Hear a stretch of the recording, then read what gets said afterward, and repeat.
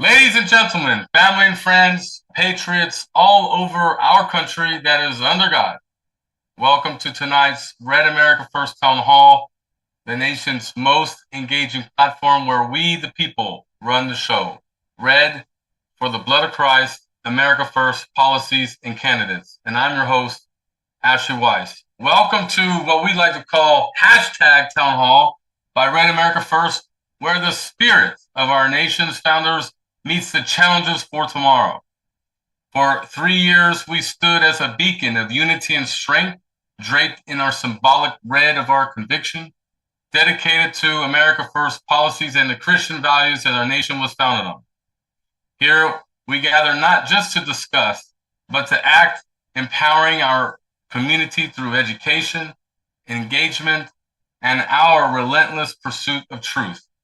With boots on the ground, tackling corruption head on, and our weekly town hall igniting the conversations that matter, we are at the forefront of a movement to ensure a free, prosperous, and vibrant future for all Americans.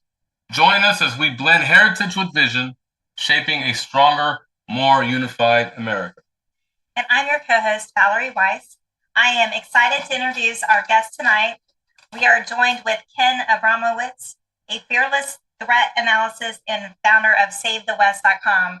With decades exposing radical ideologies, Ken's the author of The Multifront War and champion of American strength. He is here to break down the Middle East chaos threatening our nation and allies in 2025. But first, we have exciting announcements to make. Do not forget our newly started podcast every Monday at 8 p.m. Eastern Standard Time, hashtag Pastor's Point. Mark your calendars on April 7th. Pastor Bart Denny will join us to discuss faith, service, and Christianity in a woke workplace. Then on April 28th, we're excited to host David Rossler, a 40-year East Coast film veteran and mastermind behind God's Armor. He promoted his stunning new film, World War II. You can go see that at godsarmor.com. Like, share, and comment using code RAF. Don't miss David's story on Monday, April 28th at 8 p.m. on Pastor's Point. Pastor's Point's goal is to teach and encourage others about the truth of Jesus Christ. Our goal is to share the gospel of Jesus and grow in the knowledge of the Word of God and encourage all to adhere to biblical principles. Here on hashtag Town Hall, we have several future episodes booked. Next Thursday, April 10th, we're going to have Leah Hoops and Gregory Stenstrom on election integrity. The following week, April 17th, we'll have Mark Mix, President and National Right to Work Committee. He's going to expose the federal unions. The 24th of April, we're going to have Brianne Dressen, author of Worth a Shot, and we're going to hear her COVID-19 injury story. And then May 1st, we're going to welcome Leslie Bogue and returning guest, Green Beret Jeremy Brown, as we're going to receive some updates to their January 6th story and getting out.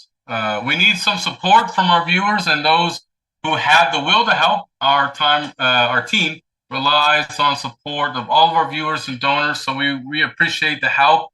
Please visit givesendgo.com/RedAmericaFirst/donate. Even $20 could help our national mission. For those that are watching the live stream, we're looking to grow our panel members that join us week to week. And like Kenneth Abramowitz, so you can engage directly with those members. So go to redamericafirst.com and help us with that. But first, we're going to start with prayer. So I'm going to call on Dr. Aaron Gray, the host of Pastor's Point, to lead us in prayer. Members, please bow your heads as he leads us into prayer. Thank you. Thank you, guys. Let us pray. Dear Heavenly Father, we just come before your throne in worship and admiration of who you are. We thank you for all you've given us, Lord Jesus. We thank you for the very fact it is by your blood, by your stripes, by your sacrifice we stand here and able to call ourselves redeemed, saved, sanctified, set free because of who you are and what you've done for us. So, Holy Spirit, we ask you to invite you into this place to lead us, guide us tonight, Father. We ask you to be with the speaker, encourage him, give him the truth to say to those around here who are hearing and listening to what he has to say. And Lord, we ask you, as always, as we step out and forward into what we do, trying to guide people to follow them to follow you, Lord God.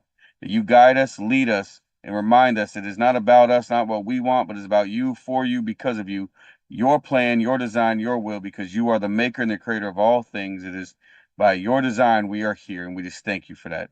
So, Lord, we ask you to be with us tonight, encourage us, strengthen us, give us eyes to see and ears to know, ears to hear, and Father, what's being said. In the holy and precious name of Jesus, we all say, Amen. Amen. Thank you for that, Dr. Aaron Gray. That is the podcast host for #Pastor's Point. Now, Valerie Weiss will do the Pledge of Allegiance. I pledge allegiance to the flag of the United States of America and to the republic for which it stands, one nation, under God, indivisible, with liberty and justice for all. Perfect for that. Now we're going to call on Naomi. She is in South Carolina, Naomi Ziegler, and she's going to sing the national anthem for us tonight. So thank you in advance.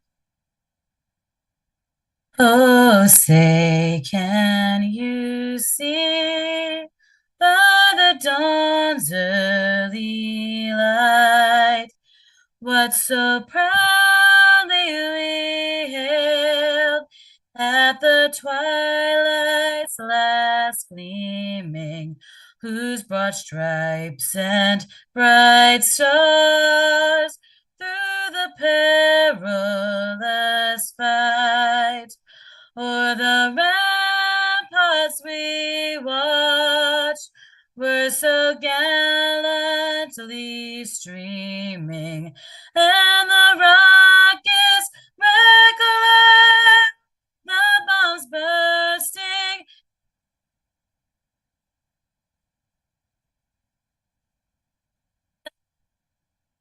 that our flag was still there. Oh, say, does that star-spangled banner yet wave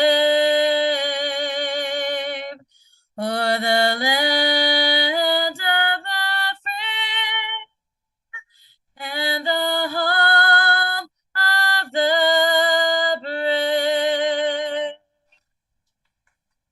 Wow, good That's job. so beautiful. Good job, Naomi. Thank you for that. That is Naomi from South Carolina. Now, let's go ahead and get our guest speaker up here, Kenneth. So let me add him to this and quickly fix. Man, hang on one second, Kenneth. Okay, so wow, so much to discuss with you tonight. Welcome to Town Hall tonight, Ken. What did you think about that intro? Pretty good. Pretty patriotic, religious, all the great things. Thank you. Go ahead, All Valerie. the things that separate us from animals. There you go. Well, thank you so much for coming on our show. I know this is your first time, and we're just going to, Ashley and I are going to just ask you a few questions, and then we're going to open it up to the panel to ask you some questions. With Iran's proxies like Hamas and Hezbollah intensifying attacks, most recently with the Houthis disrupting Red Sea shipping through March 2024, and Iran's direct missile barrages on Israel last April, how should an America First administration under President Trump prioritize dismantling this radical regime's influence to protect U.S. interests and our allies in Israel in 2025? Well, I just made a comment about humans and animals. Everyone you see in the newspaper or TV or internet looks like a human, but many humans behave like animals. So I have a rule: when someone behaves like an animal, they should be treated like an animal. I mean, I hate to say that.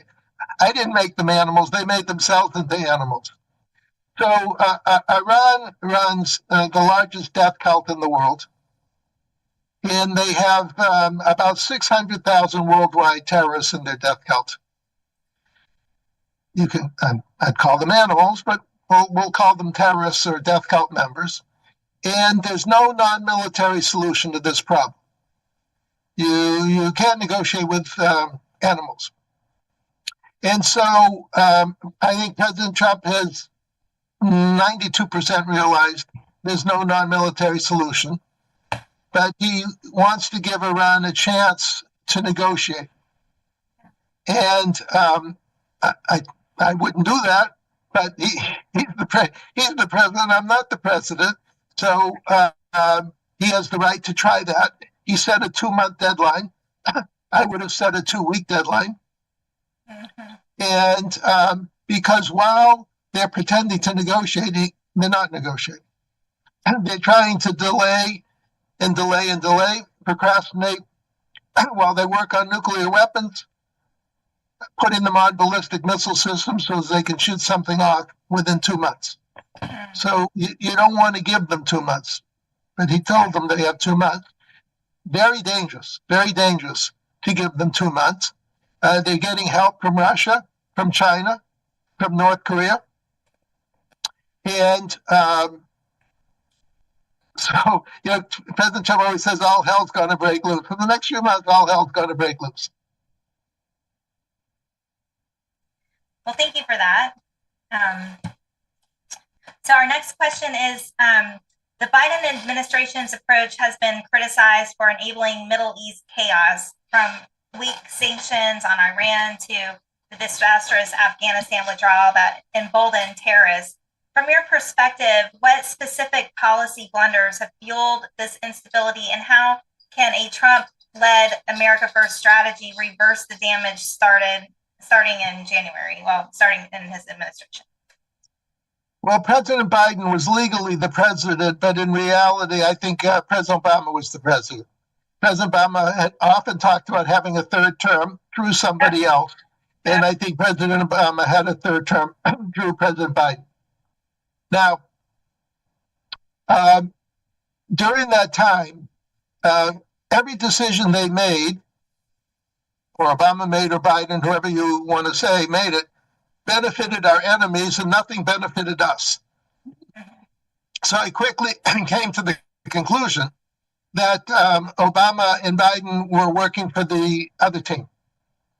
Now, who's the other team? Well, I call the other team the Reds, the Greens, and the Blues. Reds for communists, green for Islamists, blue for globalists. So every time they would enact some policy, I say, "Oh, that's good for the Reds. What about us, the Americans?" I color code us yellow for the sunlight of Western civilization. So I say, "Well, how about something good for the yellows?" And then they do something good for the greens. And I say, "Oh, I'm yellow. I'm waiting for something good for me." And then something good for the blues. And then red again. Then it repeated, reds and greens and blues. And there was nothing good for the yellows. So that's why I came to the conclusion they were working for the other team. And so everything they did was to destroy the country. And now I have a quick terminology for the difference between patriots and enemies. Patriots, the Trump administration, believes in life, liberty, and pursuit of happiness for 100% of the population. That's what it says in the Declaration, that it's their obligation. It's not that they just happen to think about it. And now the Democrats, who are actually the Reds, the Greens, and the Blues, believe in life, liberty, and pursuit of happiness for 10% of the people. Me, my family, my friends, but not you. And so this conflict between we, the people, and they, the elites, I call World War III. What we're in now, I call World War III.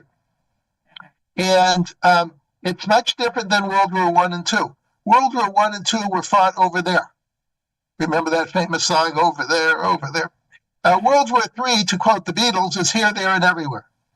So just because a map says that China is over there and Russia's over there and Iran's over there, doesn't mean they're not here. Right. So the Biden-Obama administration was the representative of the foreign enemies, the Reds, the Greens, and the Blues, pretending to be Americans and nearly destroying the country till we were saved in the bottom of the ninth inning. Right. Yeah, absolutely. Israel's relentless strikes on Hezbollah and Iranian targets in Lebanon and Syria have shifted the Middle East power dynamics significantly in the past year. As a staunch defender of Western values, how critical do you see Israel's role in this fight, and what concrete steps should America take to back them militarily and diplomatically against these shared enemies? Well, let me just go back in the history just a little bit for 30 seconds. Okay. How long has the war in the Middle East been going on? Forever. There's two answers. There's the biblical answer, which is forever. And then there's the more recent history, 1400 years since Muhammad's followers made the decision to take over the world. So we're in a war that's either 1400 years old or almost 6,000 years old, however you want to look at it. Mm-hmm. So now who's doing all the fighting?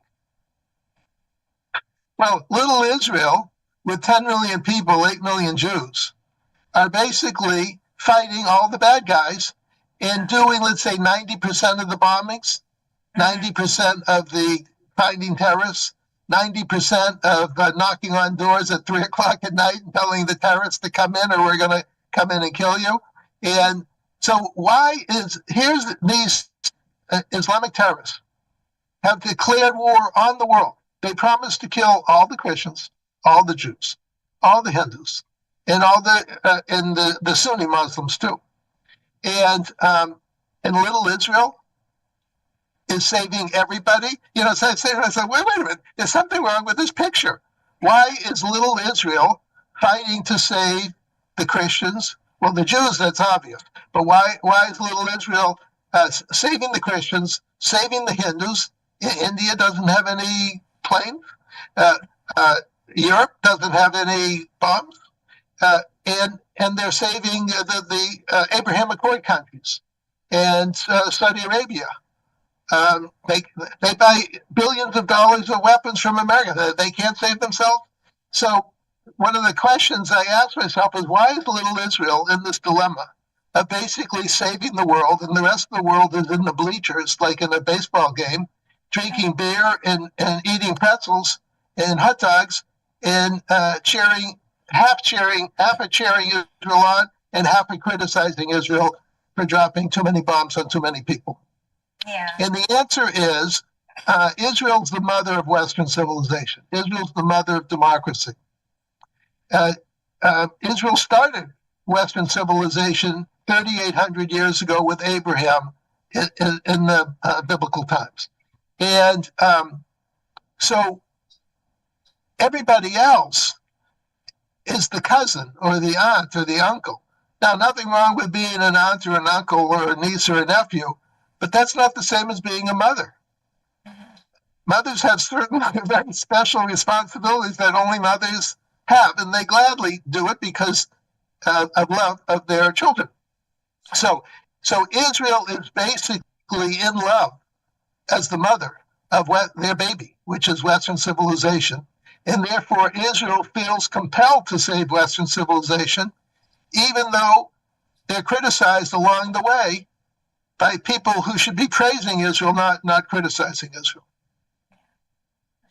So China and Russia. Well, I don't know if you know this, but the world is not fair. So this is, if you didn't know that, you now know from me that the world is not fair. That's right. So China and Russia's shadow influence, with China and Russia quietly backing Iran and its proxies, exploiting, the past presidency's weakness to challenge the U.S. dominance. How do you assess their role in stoking this Middle East crisis? And what can the America First measures do to deploy to counter this multi-front war that you've warned about, especially as we heed into the volatile 2025? Well, there's an expression often used, peace through strength. But just because you're strong and you have big muscles and you flex your big muscles, that doesn't mean the bad guys believe you.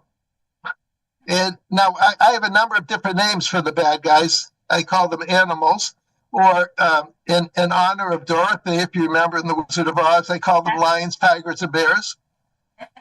if you want to go, I call them elitists. And if you want to go back into biblical times, every story in the Bible I call God versus the pagans. So Jews and then Christians have been fighting pagans for their whole existence. Yeah. So we're still fighting God versus the pagans. Nothing's changed from biblical time. Sometimes the joke I say to people, when did the Bible end? They go like, what? With the last page. That's when it ends. I kept reading it. The page ends. That's, I guess, the Bible's over. So I think yes, you're right. Officially, the Bible's over when you finish the last page, whether it's the Old or New Testament. But unofficially, we're still living in biblical times. All the challenges that our ancestors had in either the Old or New Testament, we still have. And we're still fighting God versus the pagans. And if we stop doing any fighting, the pagans will win. And every single generation has another battle of God versus the pagans. And so that's why when you said early on, when did the war begin? It began with Cain and Abel. Began with the beginning. Whenever you think humans began, that's when the war began. And so it's just, this is our generation, okay? So our generation has to fight the reds, the greens, the blues. Now, remember I said there's no non-military solution, but that doesn't mean you have to blow up all the reds, all the greens, and all the blues. You're going to run, it's only half the world. You're going to run out of, the reds are Russia, China, North Korea. You're going to, and then Iran and Turkey, Qatar, and Pakistan, and the blues of the UN, the World Economic Forum, and the drug cartel. Well, if you blew everyone up, you'd run out of bombs. So you have to think of something else other than dropping bombs on everybody. Right. So, but you have to drop bombs on somebody, because America will have no credibility in the world if the Iranian death cult's not blown up. China won't take America seriously. Russia won't take America seriously.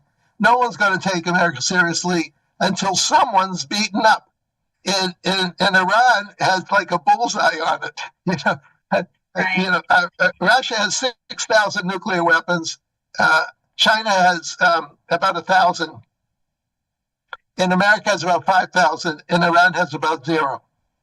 Now, some people say they might have 5 nuclear weapons.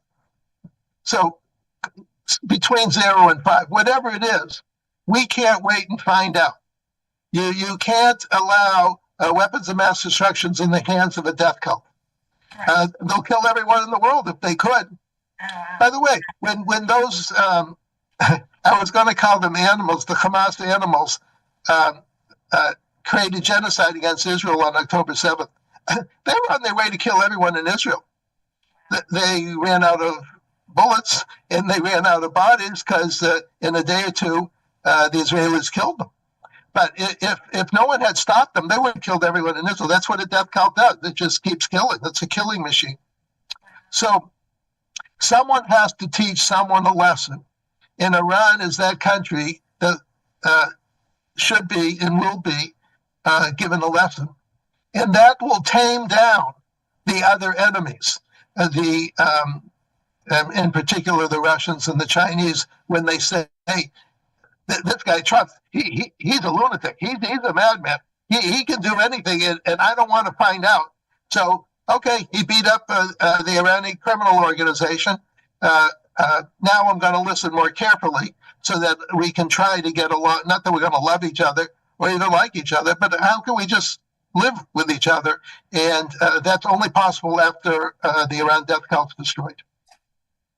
So those that are watching the live stream, we're about to open it up to members of Town Hall, and these participants will be able to engage with Ken directly.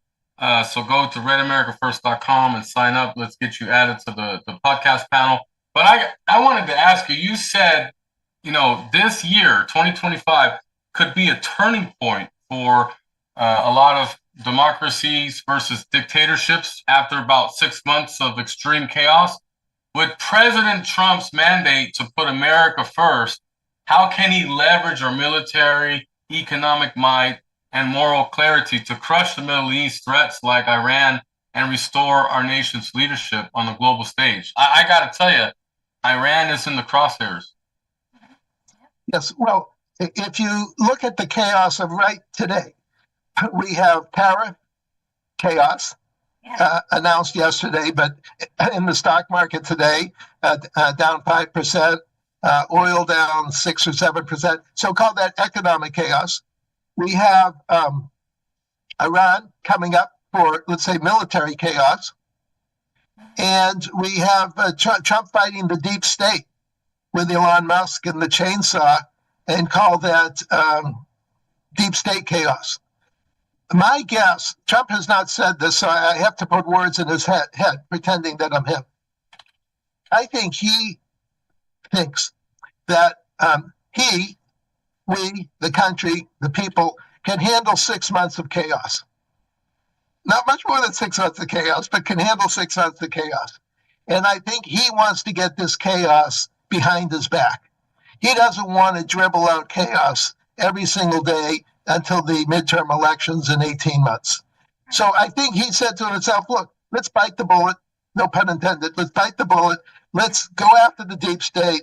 Let's go after the equalizing the tariffs. Let's get rid of the number one death cult criminal organization in the world. And in 6 months. And then things will start settling down, and the country will look pretty good. The enemies will be a little intimidated or very intimidated. And my party will look pretty good in the November 2026 elections. That's my guess as to what he's thinking. Perfect. Thank you for that answer. We have started the member Q&A. So your first question is coming from the sunny state of Florida, one of our pillar leaders, Michael Velarde. Go ahead, Mike, with your question, and thank you in advance.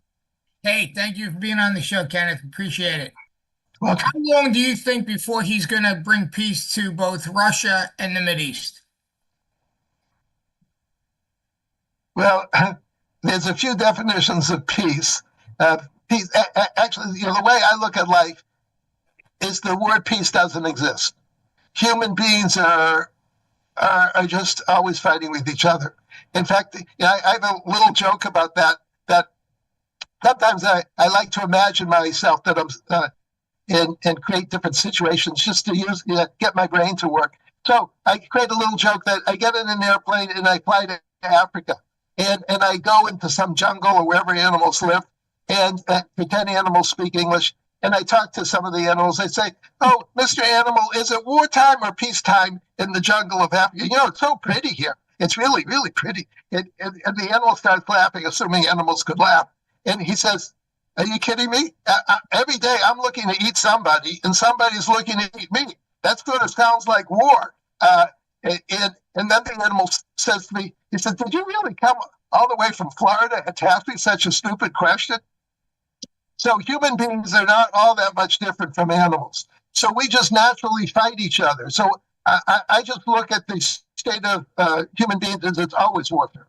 Now, the question is, how can you get a cessation of the killing element of war? In other words, we will always be fighting, not physically, but we can fight economically, we can fight culturally. I can say bad things about you. I call that cultural terrorism. I'm just using words. I'm not touching you or hurting you. And I can hurt you economically, or I can sue you, or cyber. So there's many ways to fight a war besides physical. So I think if you do a good job demonstrating that you're big and strong and tough when you have to be tough, the other people don't challenge you every single day. So even though you could call it peace if you want, I would just call the absence of kinetic activity. In other words, you're not shooting at each other. You sort of agree to disagree with the other person's behavior, but you learn how to live basically as humans, not as animals. So I think between Israel and America, call it a joint venture to clean up the Middle East.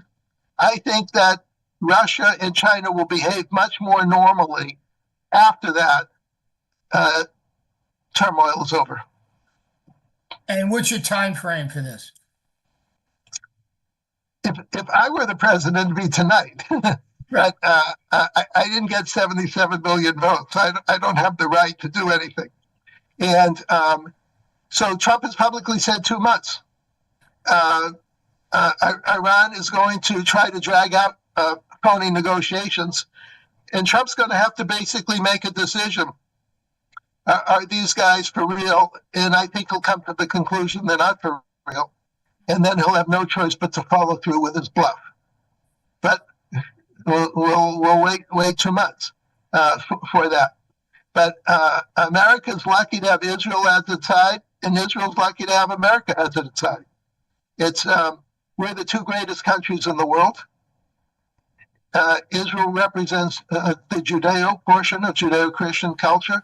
America, 90% Christian, represents the Christian portion. And together, Judeo-Christian thinking, mindset, philosophy, economics have created the most successful society in the history of the world.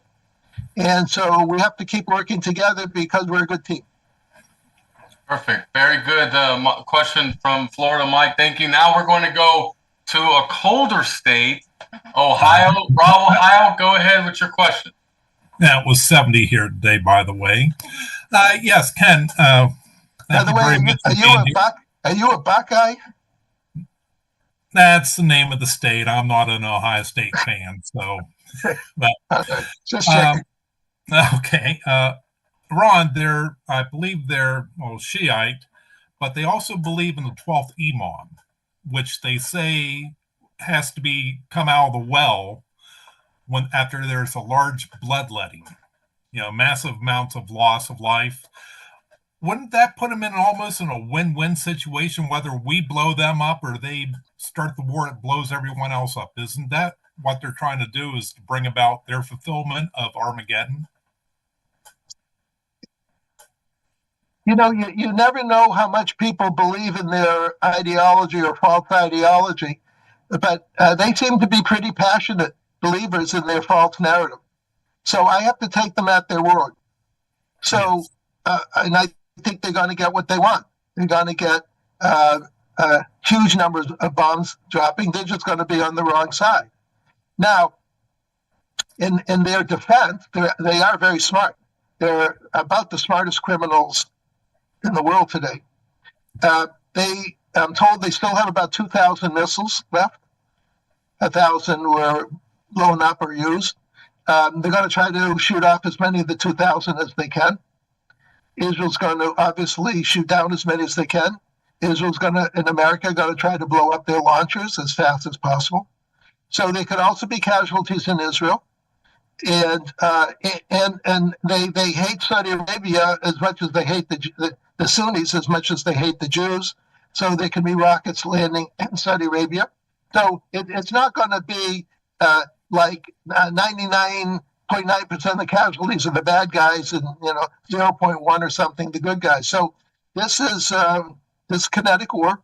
Anything can happen, and for all I know, they actually have one nuclear bomb on a ballistic missile system, and they'll try to shoot that down and try to shoot it into Israel. And Israel, with 90% certainty, will shoot it down. But there's a 10% chance they don't shoot it down.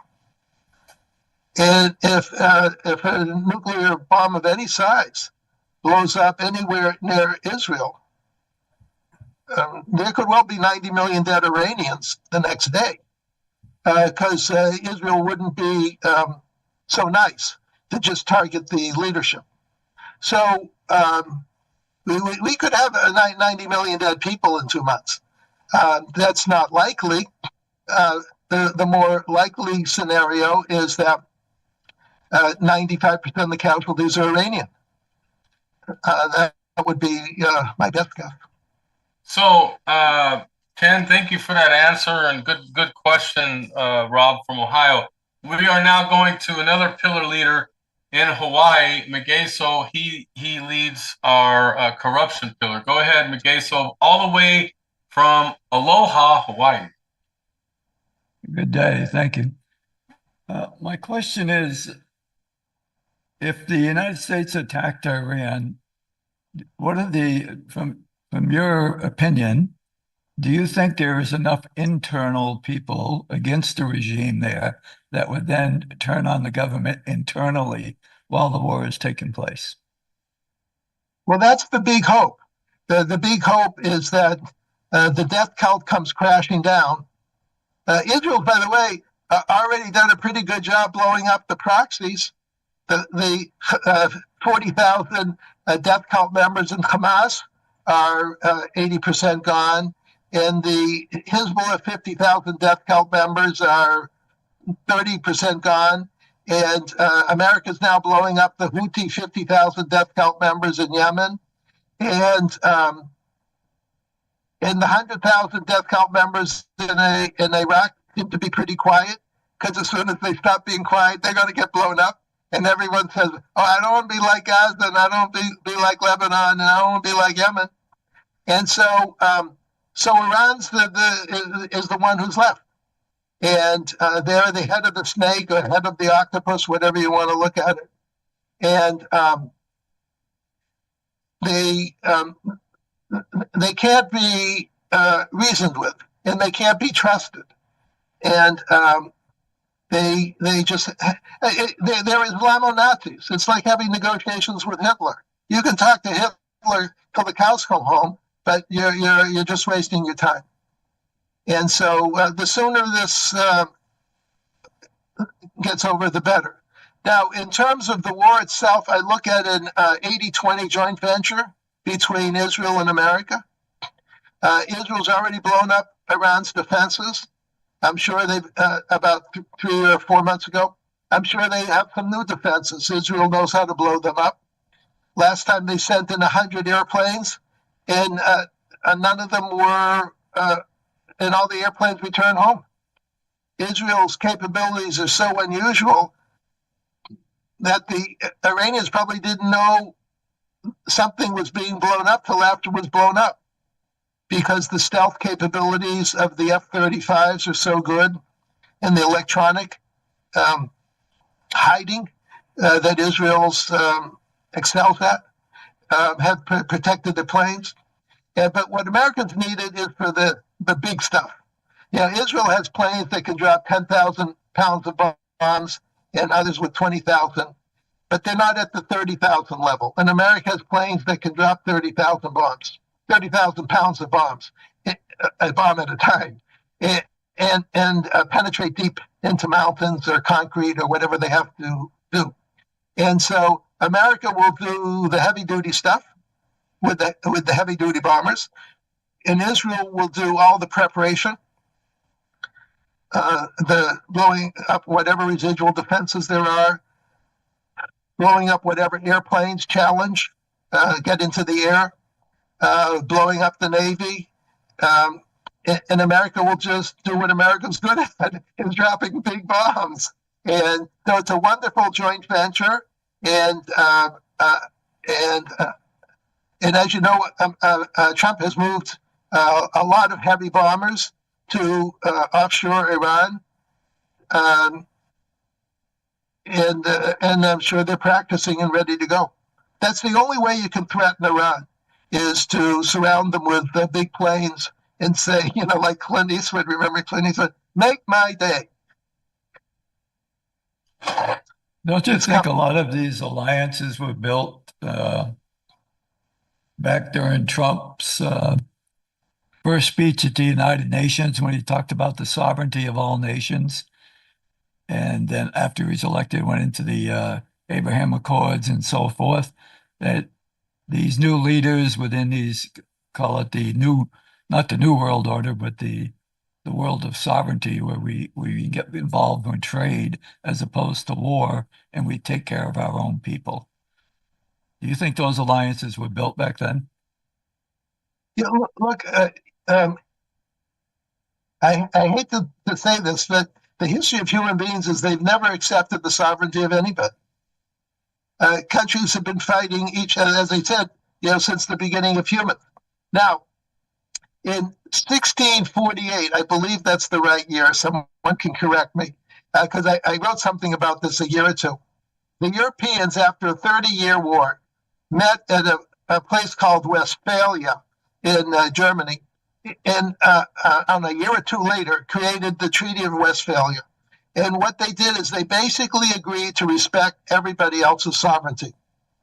So, each country had lines, and we say, we respect those lines. You're France, you're Germany, you're Belgium, and throughout. And that was an attempt of human beings to respect each other's sovereignty. But, a few hundred years later, we had World War I, we had World War II.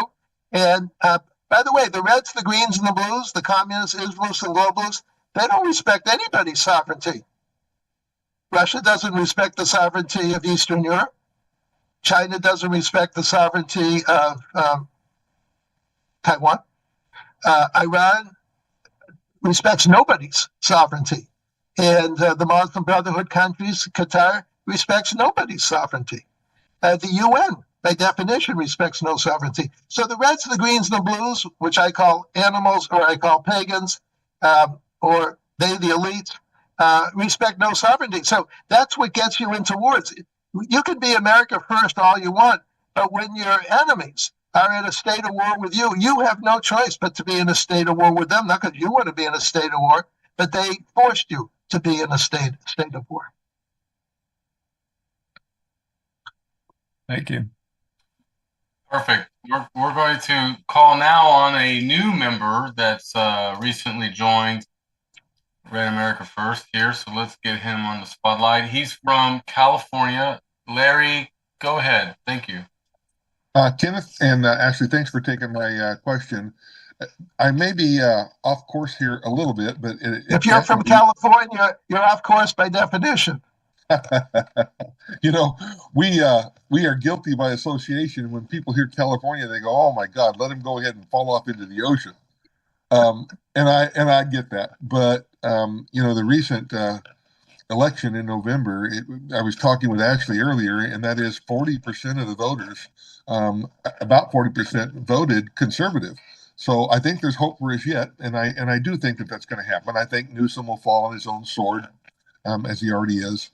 My question is probably some naivety there, and that is clearly Russia and China and America are the greatest military powers of the world. And this is the naivety I'm talking about, and that is, I don't know how far the collaboration would go, but the notion of Putin and Ping and Trump, these are smart men that are used to dealing with global, huge problems. You would think that they would have the ability to sit down and recognize and go, look, we don't need to become buddies, but if we collaborate and kind of police the world, there's not a need for NATO, and we can keep countries like Iran in check as long as we agree on not sanctions, but as long as we agree on things that don't encroach each other's interests. Are you aware of any thoughts or any collaboration with these three superpowers? Well, sometimes when I'm having dinner with some friends and someone says something you just said, I have a little standard joke. I say to them, you have a personality disorder. They go, what do you mean a personality disorder? What are you talking about? I say, your personality disorder is that you're good. So the person says, how can that be a personality disorder? The fact that I'm a good person is a personality disorder? I say, yes, because you don't understand evil. You see, the evil doesn't think that way. See, when we go to sleep at night, we have dreams, not that I remember my dreams, but pretend we have dreams like, oh, I have to work tomorrow morning, I have to, but then they'll pay me like a week later, and I have to pay the mortgage, we have to get the kids to school, and hopefully we'll go to the theater someday, and we'll go on vacation. Those are normal thoughts of normal people. But when bad people go to sleep, they say, oh, how can I steal that person's house, or his wife, or his country, or part of his country, or his gold, or his silver, or uranium. They're thinking about how to steal. So now, one way to look at it, easy way, is take the 10 Commandments. We all believe in the 10 Commandments. But if I change one word in each commandment, in particular the word not, If I change the word not 10 times, I just converted someone from good to evil. So, thou shalt not murder. You take the 10, you take the word not, you throw it away, and they say, oh, thou shalt murder if you feel like it. And so once someone adopts the 10 Commandments, but from the evil point of view, then the people who adopt the 10 Commandments from the good person point of view, there's no negotiation possible. There's no middle ground. And that's basically where we are with the Reds, the Greens, and the Blues. None of them believe in the 10 Commandments. None of them believe in sovereignties of countries. None of them believe in life, liberty, and pursuit of happiness for 100% of the population. Now, by the way, I call them animals, and sometimes some of my friends say, what you just said was unfair to animals. Because if an animal were here, an animal would say, these people are monsters. They're not animals. The animal would say, look, buddy, when I'm hungry, if there's 100 zebras, I go kill one and eat it. I don't kill the other 99 because it's so much fun to kill zebras. I can't go to 7-Eleven or McDonald's, and I'm hungry, and I have to feed the family, and I kill one zebra. These are monsters who enjoy killing people. I mean, look at how many people Putin killed in the Ukraine war, of his own in Ukraine. So, and I think in China, I can't remember the numbers off the top of my head, but I recollect something, they killed 50 million during the formation of the Communist Party and their takeover of the country. I mean, we're talking about big time killers here. And the expression, tigers don't change their stripes. So think of it more, the opportunity to get along is, for example, a lion tamer. Sometimes you see on TV a lion tamer. He'll never be friends with the lion or the tiger, whatever it is. But as long as he has that whip, and as long the tiger's afraid, as soon as he drops the whip, the whip, he's done for. So think of it as President Trump will have a whip over Russia and a whip over China, and they'll behave sort of like human beings, but only after he takes the guns out for Iran. Perfect question there from our new member, Larry, in California. Now we're going to go to Naomi in South Carolina, the lovely lady that sang the national anthem for us tonight. Thank you so much, Naomi, in advance for your question. Thank you. Thank you. So my question was more, I was kind of looking you up, and they said, I think on your book, you said that the United States is wholly unprepared to fight a unified battle and with all the fronts on there. So with us being, as the state being, or the country being divided with all the stuff going on, how do we do that? Like, how do we become a unified country to battle all these things coming at us? Because you got divisions in race, you got divisions in political, Republican, Democrat, all that. I mean, for us to become unified, it's going to take a lot of work. So how do you, I haven't read your book, so I was just wondering how you propose we do that. Yes, and one of the key issues in the book is after I identified 21 different wars that we're fighting. It's the Reds, the Greens, and the Blues, 3 bad guys, or groups of bad guys. And there's 7 forms of warfare: kinetic, chemical, biological, cultural. By the way, we're all cultural warriors. We fight with our words, not with our bullets. You can fight economically, legal, demographic, and cyber. So if you have 7 forms of warfare and you have 3 groups of bad guys and you multiply 3 times 7 is 21. So what you in effect said is, how do you do 21 things at the same time? And there it's a managerial problem. And identified in the book, since I come from the corporate world, and in particular from the healthcare corporate world. So for example, every company that I've ever looked at or you've ever looked at has a number 1, we call them the chief executive officer or CEO. He has a number 2, we call them the chief operating officer or COO. And a number 3, the chief financial officer we call the CFO. Those three people run every country, every company. They're the only three people that see the whole entirety of the problem.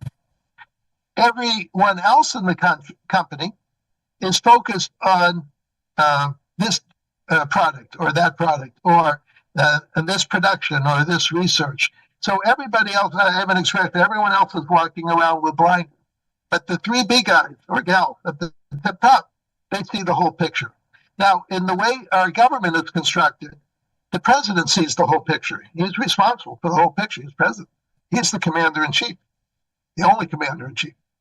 So he needs, according to me, he needs a strong number two and a strong number three under him, who also see the whole picture. But the number two gets the job done. In other words, the number one says, oh, we have to do this, whatever that is. Number two says, yes, sir, I'm going to do this because I'm number two, and you told me to do it, and I'm going to do it. So Elon Musk is basically number two.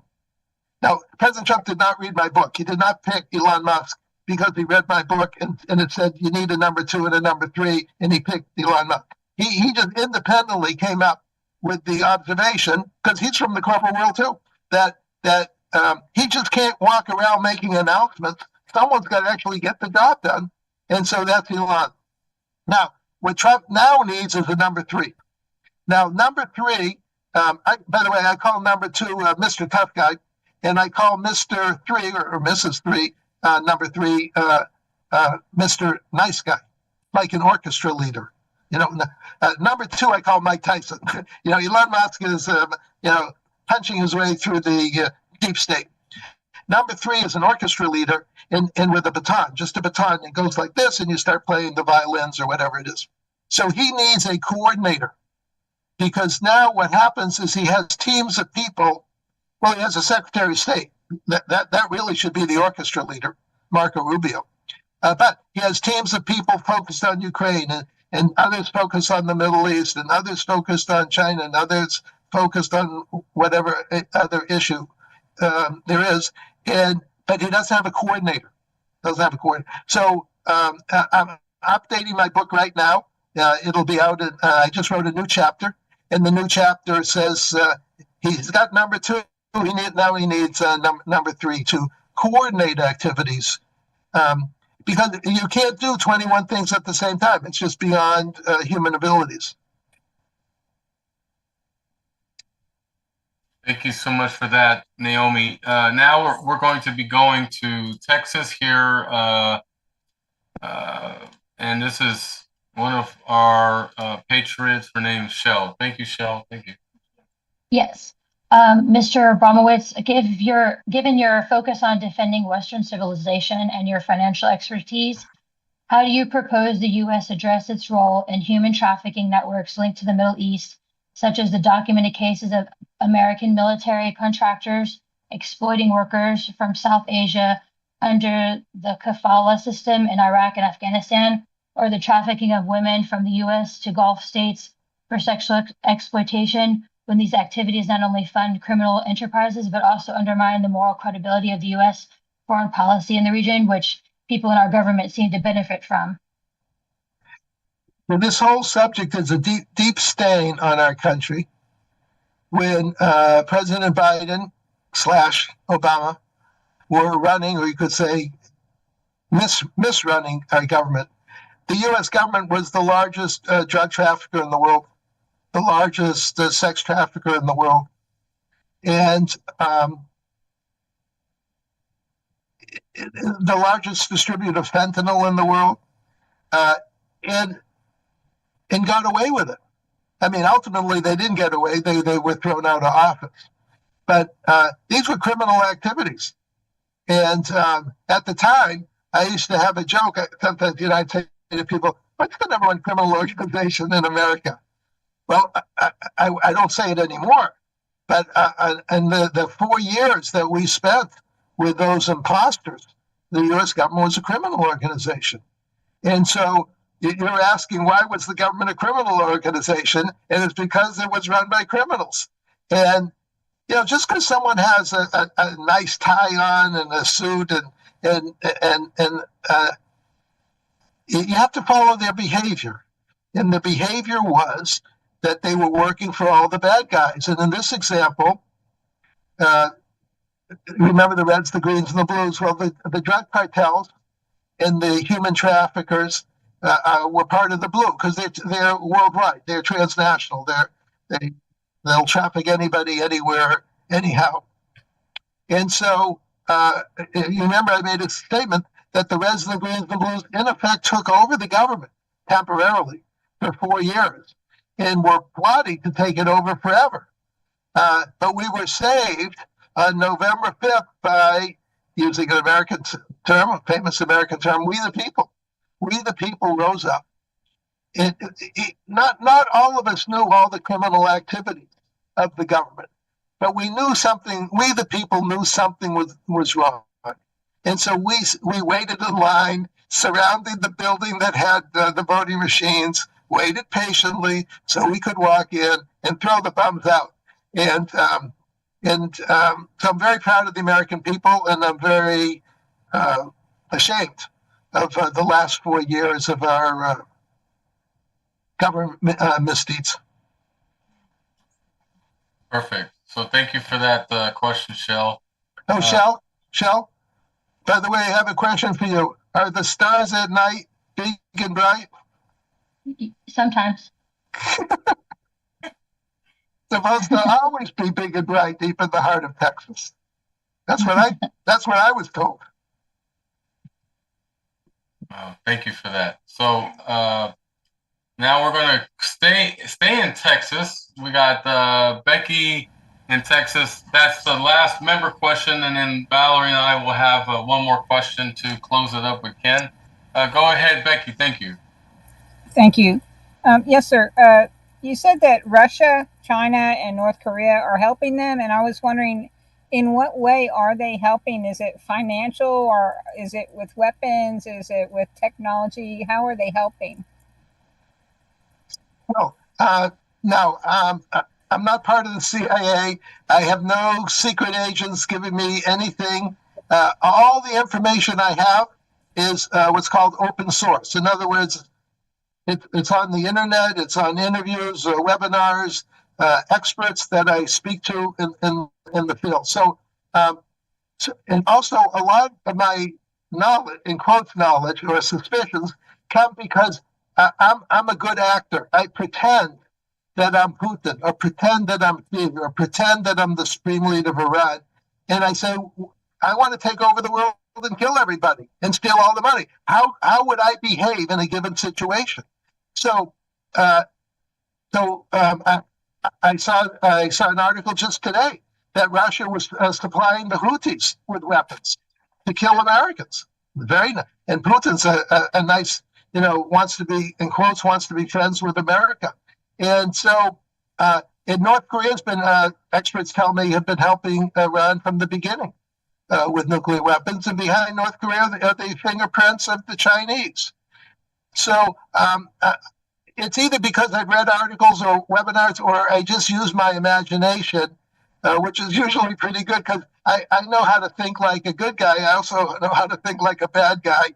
And so I put on my bad guy thinking cap and I pretend that I'm evil because I don't have the personality disorder of being good. So I say, okay, now I'm going to be evil. What would I do? And that's how I forecast what these guys are going to do. So we got a quick question from Hawaii. Go ahead, Susan. Try to make it quick. Sneak it in. Aloha, Kenneth. I really appreciate all the information you're sharing. Really, it's very enlightening, and a lot of us are trying to rack our brains about what's going to happen next as this theater plays out. You haven't mentioned yet you're also a healthcare analyst. Was there something that you could share with us about that as well? I hate to miss any of your expertise here. Well, I've been in the healthcare field all my working life, 45 years. I was I worked 6 days a week. One of the reasons I knew so much in my younger days is just called hard work. So I worked 6 days a week and went merrily along my way, trying to be an expert in healthcare on Wall Street for one of the brokerage firms, Fairfax Bernstein, now called the Alliance Bernstein. And on 9/11, I, like everybody else, was shocked. And I said to myself, I have to do something about 9/11. So I said to myself, well, the only thing I know how to do is be an analyst. So I vowed to myself, like the next day, I said, I'm going to analyze 9/11. I'm going to analyze who did it, why did they do it, who didn't stop them from doing it. And no one was going to give me a job to do this. And I said, I don't care. I'm just going to do it.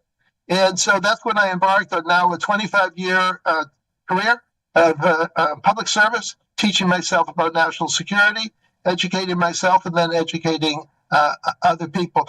But the lesson, to answer your question, the lesson I learned about healthcare is everything's interrelated with everything.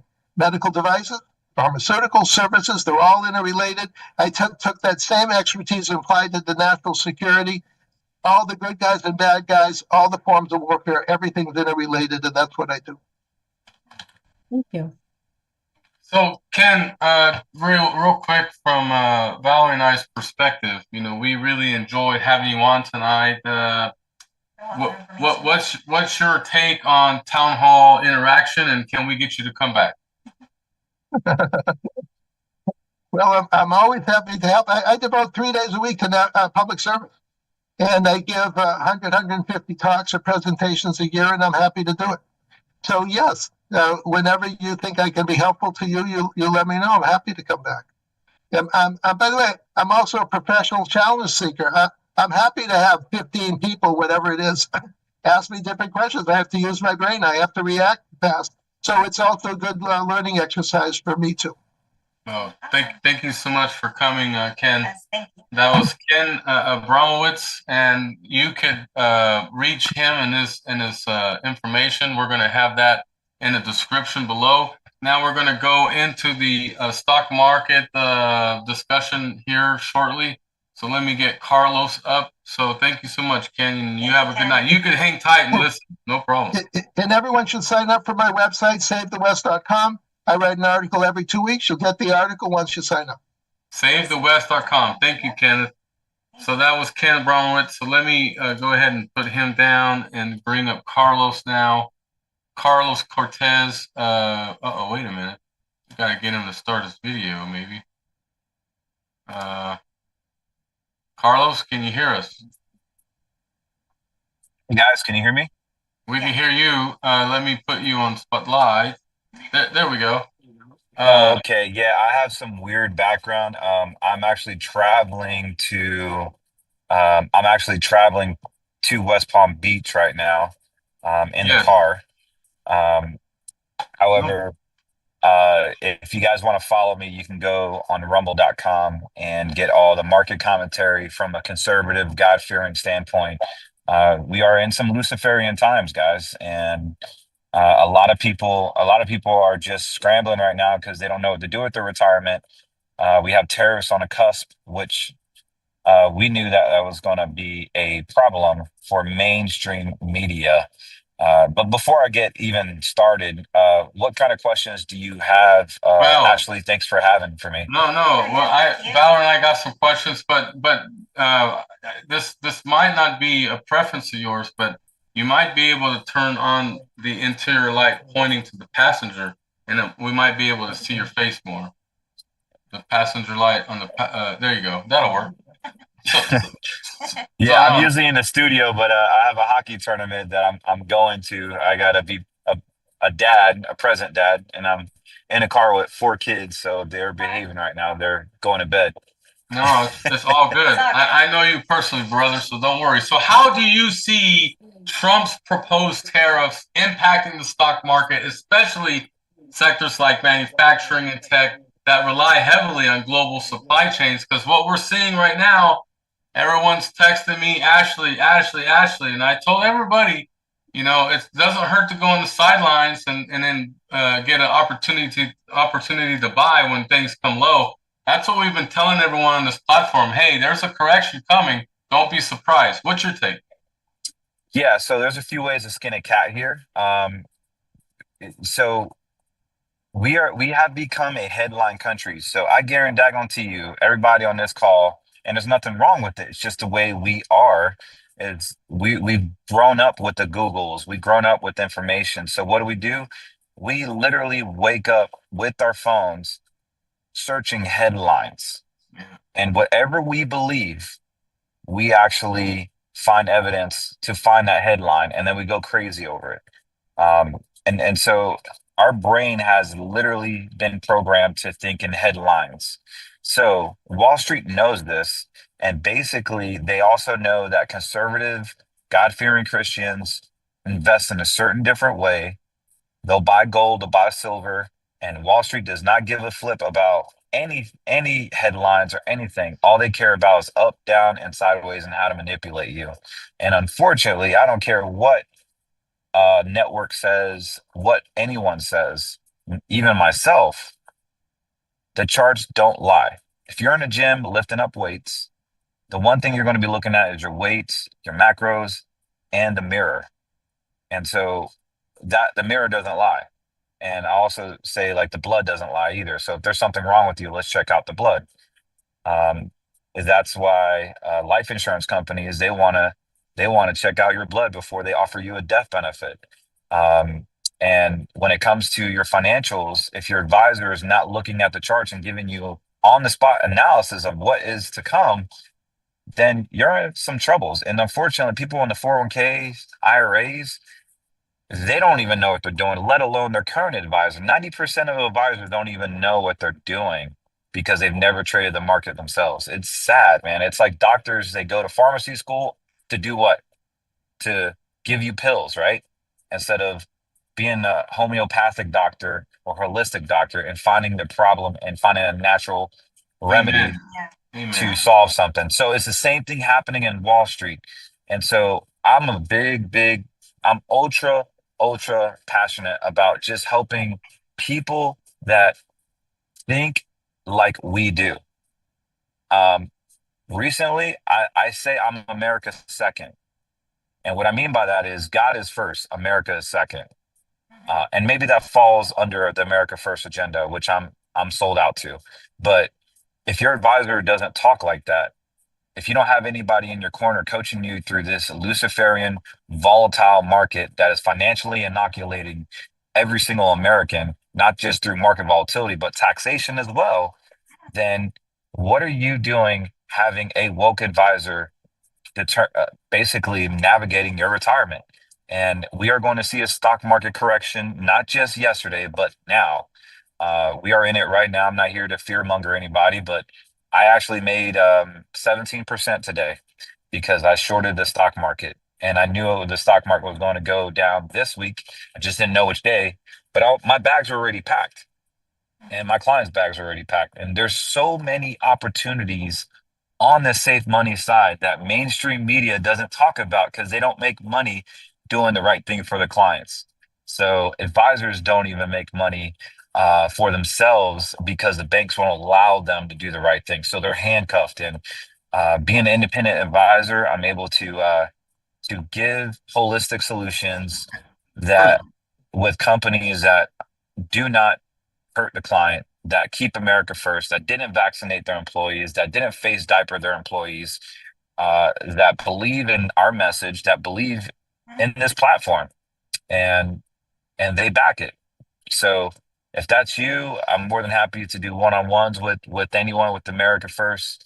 And I mean, that's what I can offer. And I can give on-the-spot market commentary. I can look at any portfolio and legally give you financial advice. And I'm proud that we have a huge following on. I'm now the financial commentator for Lindell TV, as well as Stu Peters and Joel Altman as well. So we're growing at Scriptures on Wall Street. Red America First.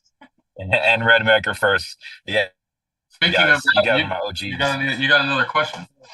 Yeah. How should investors position themselves if inflation spikes again? Safe havens like gold or riskier growth stocks, or what would you recommend? Yeah. So I'm gonna break it down. I don't know how much time I have, Ashley. And I don't know how much the audience can bear me being in a car. But this can be your last question if you need it. That's fine.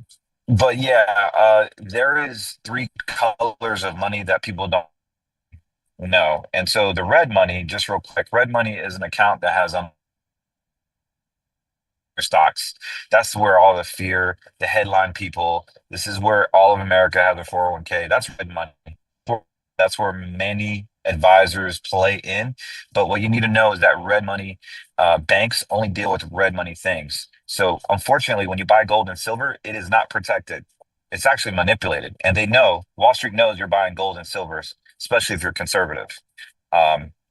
So there's also green money, which are insurance-based products outside of Wall Street that offer guarantees. They're safe money banks. The banks don't even have access to them. They wish they did. But our clients at my firm, they know what green money is. And it typically doubles within 4 to 6 years, regardless of what inflation does. And then there's yellow money. Yellow money is going to be our professionally managed accounts. They're naturally designed to be AI led, to be very smart, institutional. Think a room full of day traders watching your money. You're going to pay more fees, but if the stock market crashes, you got a whole team watching your money on the spot. Even when I'm taking my son this weekend to a hockey tournament 4 hours away, it doesn't matter what happens to me, your money's being watched. So a lot of clients don't even know these colors, let alone have these solutions readily available, because their advisor is stuck in a one-way show with their corporate America job. And so to answer your question, we want to look at, should we have equities in our portfolio? Is it safe to buy gold? Should we have insurance on our portfolio? Can it grow with inflation? There's a lot of questions to follow up with that, depending on what your situation is, how much liquid assets you have, what you're trying to do, your aim, what your time horizon is. So that's a great question. There's plenty of solutions for it, depending on what color you're comfortable with. Cool. And would you recommend cryptocurrencies? Yeah, if you're younger and you got time, just doing like a few hundred a week on autosave could be worth millions of dollars. So crypto is speculation. Even though we all know Bitcoin is going to go to 250,000 a coin within 4 to 6 years, it's still considered speculation.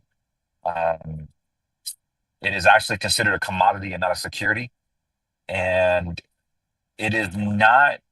So to answer your question, you can invest in crypto, but you have to be comfortable with 60 to 70% drawdowns.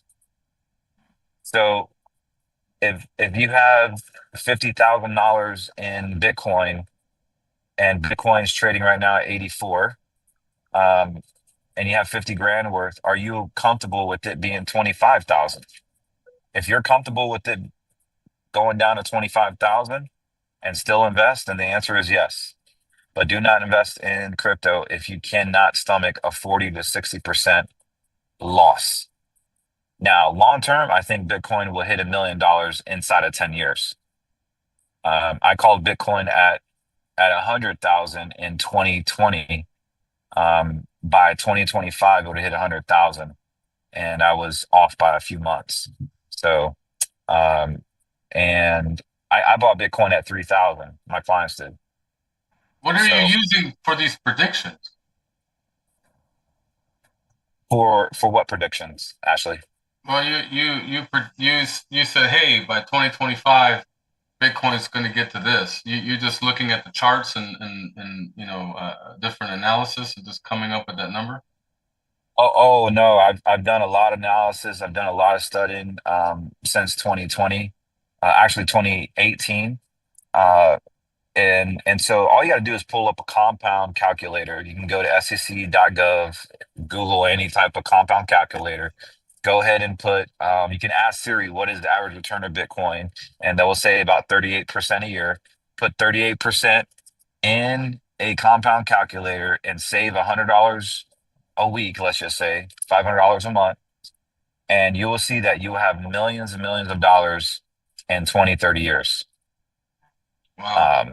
It is very powerful.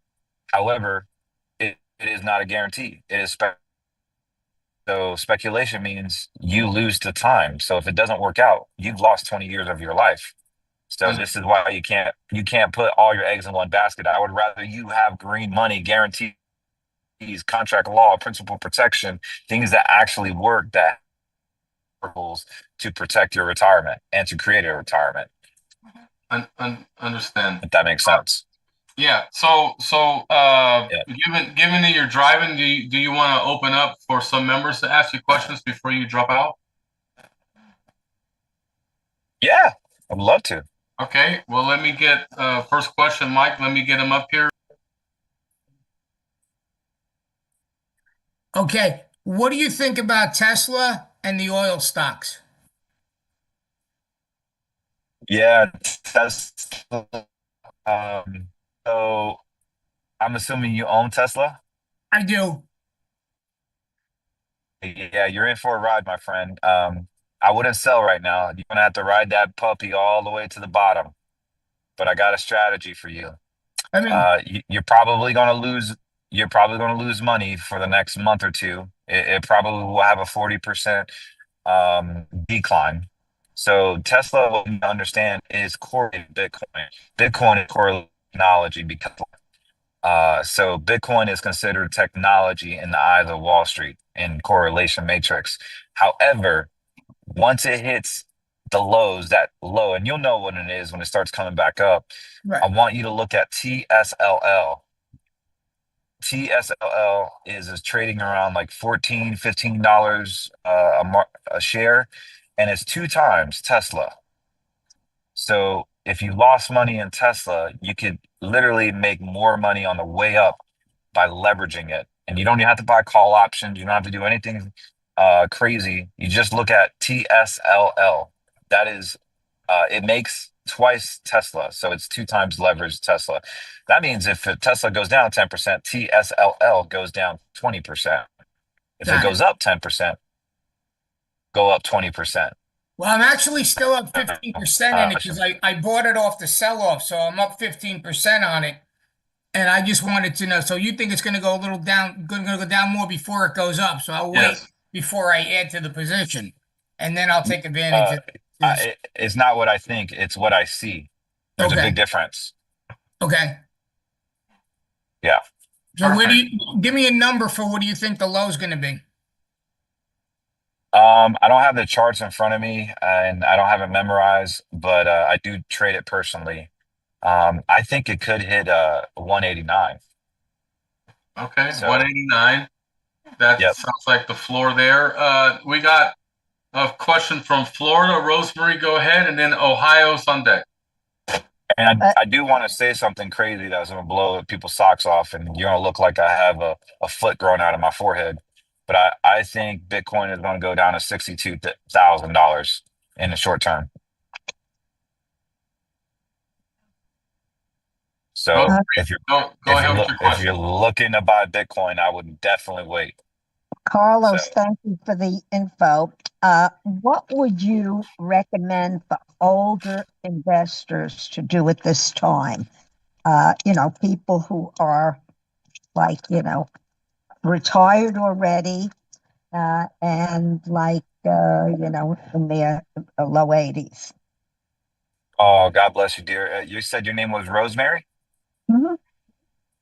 Okay, so legally, I'm not allowed to say the word recommendation on a public forum because of my license, and I can't recommend anything. With that being said, what I can do is I can give you personal financial advice if you want to call my office, because I want to get to know your situation, and that way I could give you some advice, and I wouldn't charge for that. And basically, that would be suitable for you. How can we reach you? I'm sure Ashley has. I'll help you with that, Rosemary. Yeah. Yeah. Oh, thank you. Thank you. Yeah, but anyone that wants individual financial advice, I would just get with Ashley. He has all my contact information, and I only work, just so you guys know, I only work with conservatives. I don't work with liberals. I don't believe in guys that chop off their penis and say I'm a woman. I can't stand that stuff, man. And I don't work with companies that believe in that garbage either. I actually fire them. So Prudential, John Hancock, all these woke companies came to my office during COVID. They're like, Mr. Cortez, we love our products and your clients are going to love it. Look at our returns.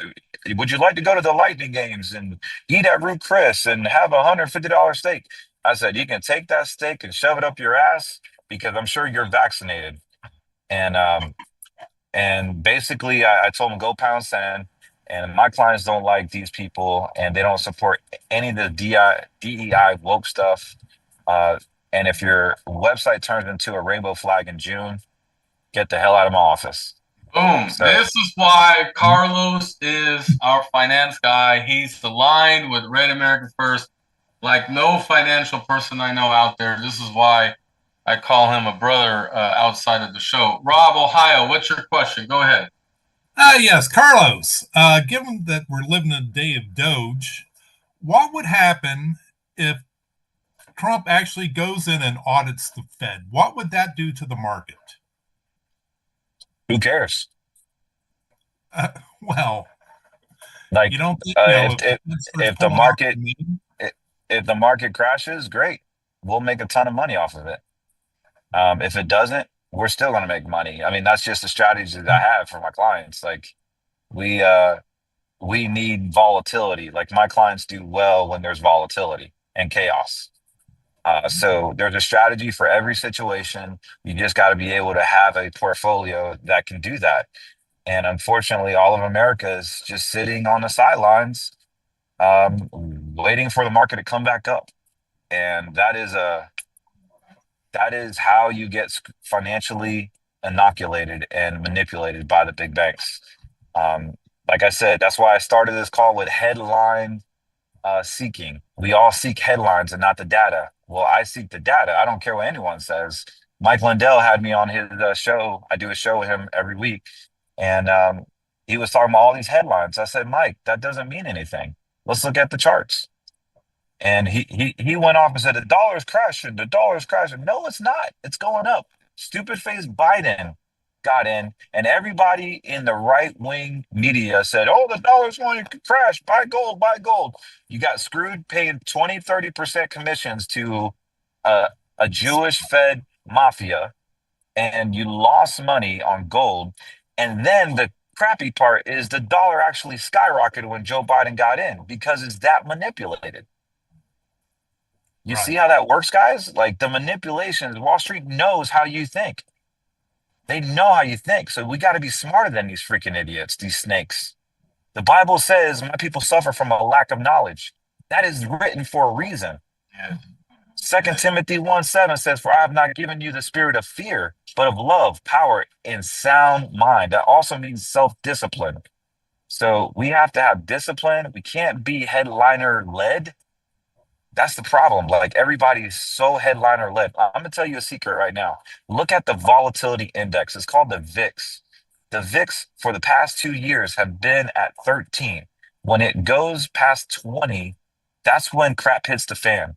And if you notice, when it goes over 20, that's when the headlines come out. And this is where people panic and all this stuff happens. And guess what? Today it hit 31. First time since 2020. So we are in COVID-like territories right now. You guys got to do something, protect yourself. I'm not here to scare you. I'm not here to instill fear. I'm just saying, as a professional financial advisor that trades in markets and makes a living doing this, you gotta protect yourself. And being in the stock market is not the place to be right now. And to his point, we have been warning people about this correction for a long time. And those you have 401ks, we told you, try really hard to get that money in a safe haven spot. Heck, if I was in a position, let's say I was a retiree and my 401k a couple of months back, I would have cashed out.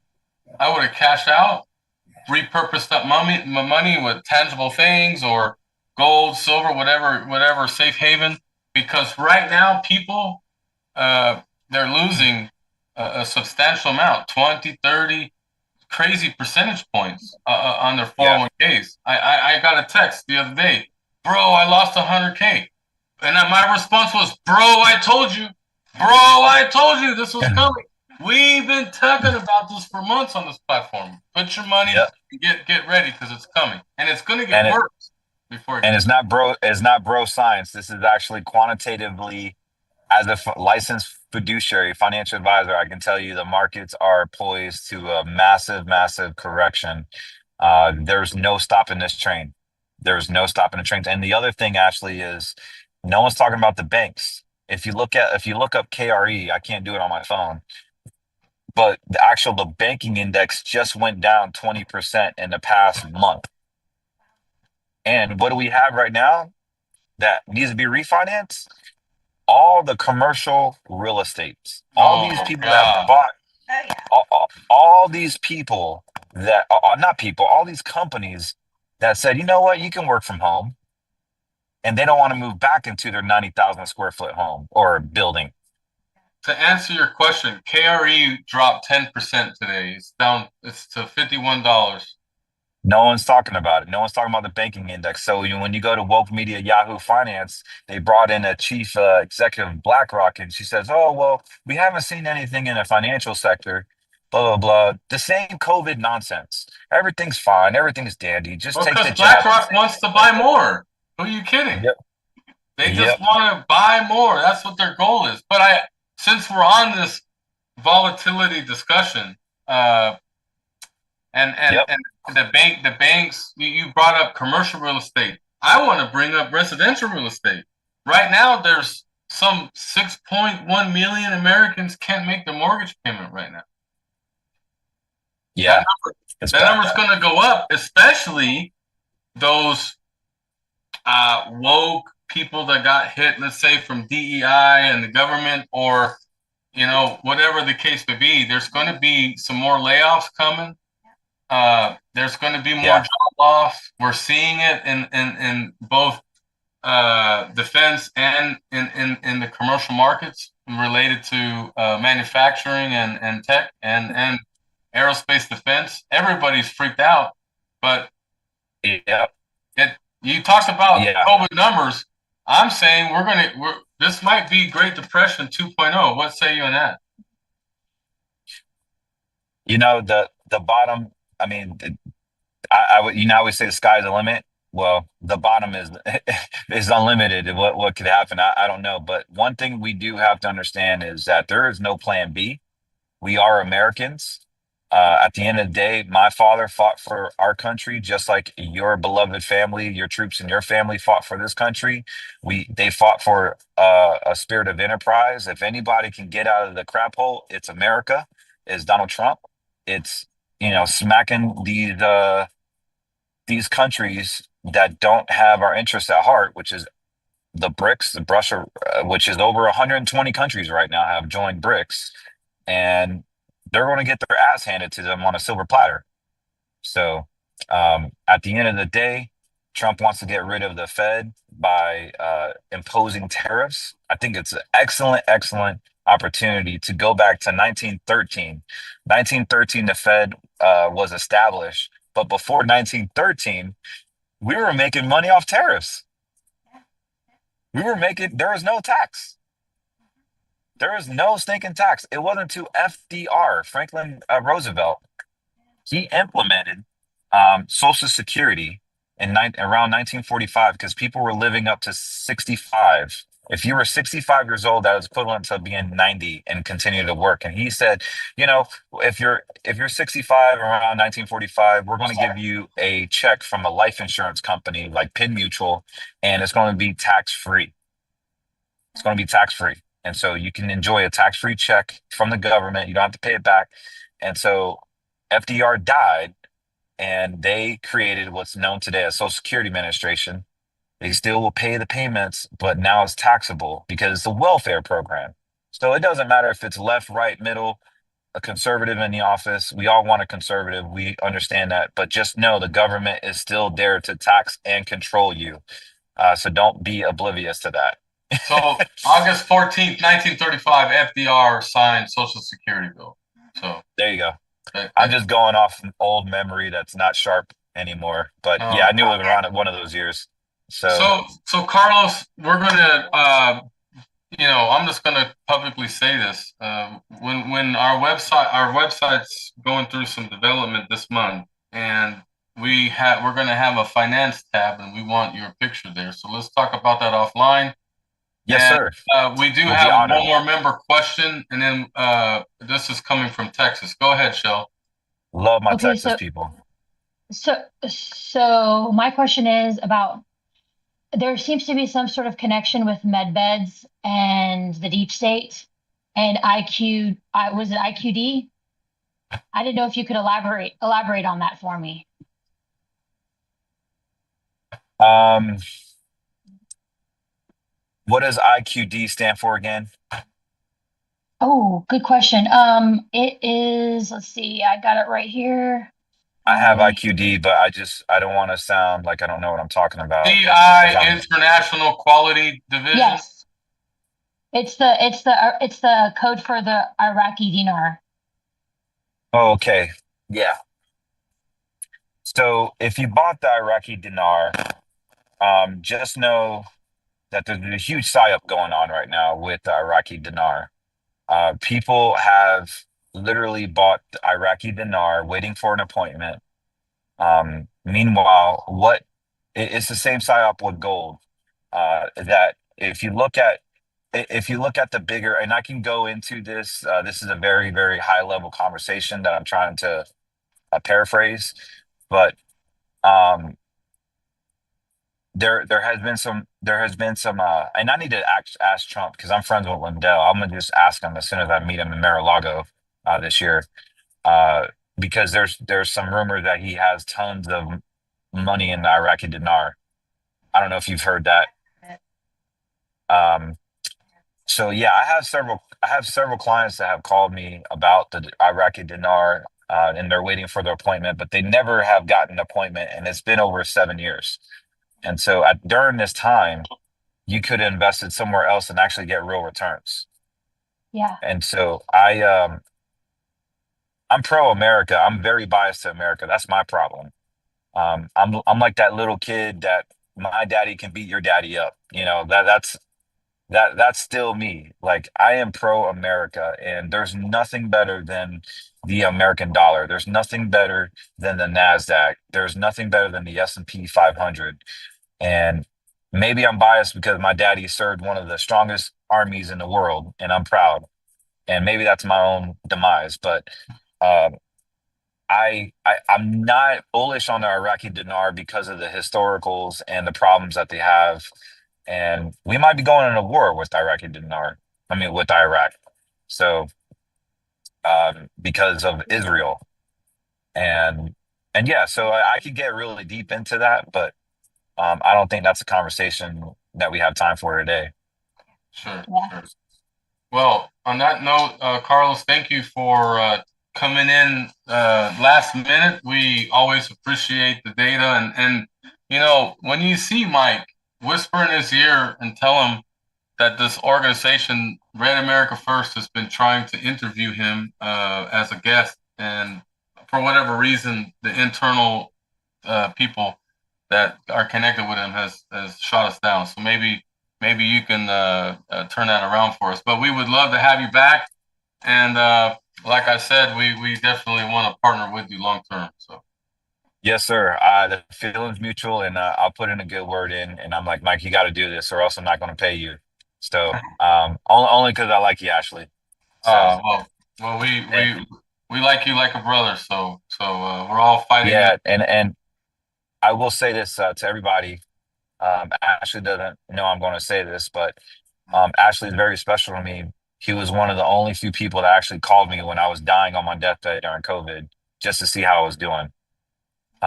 Everyone else maybe just text me, but there's only a few handful of people that actually called me. And you are an amazing person, Ashley. And I feel like you are Holy Spirit led. So God bless you, brother.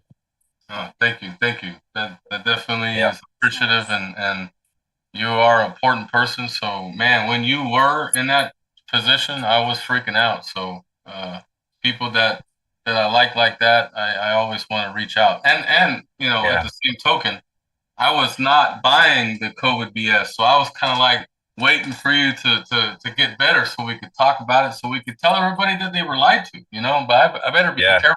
I'm going to get blocked on some streaming site for saying that. But anyway, we're very blessed to be connected with you. We're going to definitely have you more on the platform. And geez, I'm entertaining the idea of playing hockey with you.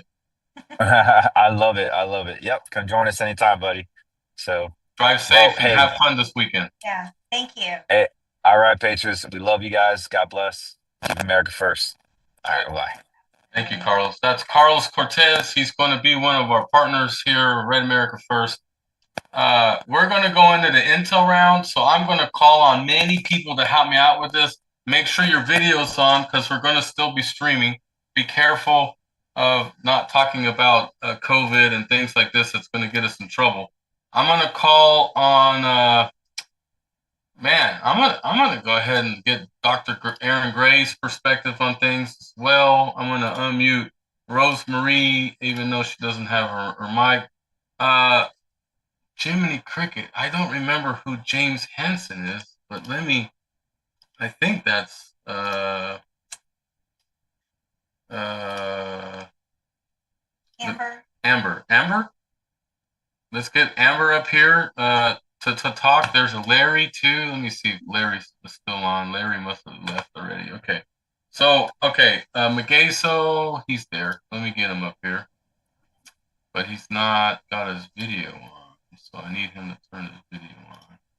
Okay, so Mike Velarde, Dr. Gray, Rob Ohio, Ron Nevada's nowhere to be found. So let me take him off. And then Amber, MN. So Amber, before we get into the intel round, I need to tell everyone live streaming what we're going to be doing.